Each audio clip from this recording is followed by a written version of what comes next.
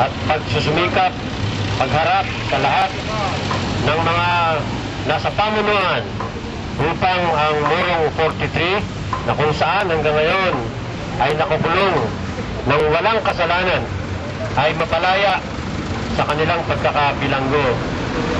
Naalala ko ang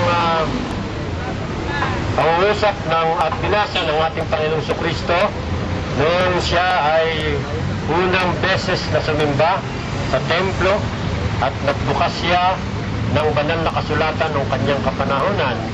At doon ay binasa niya ang isa sa mga pinakalayunin ng kanyang pagparito at doon ay binabanggit niya ang siya ay sinugo upang ang mga bihag ay lumaya, upang ang mga sinisiin ay magkaroon ng kaluwagan.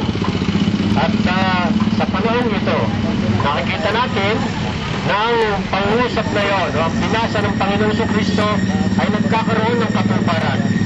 Sa mga panahon ito, ang mga bihag, ang mga sinisil at ang biktima ng sistemang nangyayari sa ating lipunan na hindi makatarungan ay ang Morong 43. Kaya dahil dito, ang UCCP South Luzon Jurisdictional Area ay nakikisa sa ating pakikipagbaka upang ang mga kapatid natin ito ay magkaroon ng kalayaan.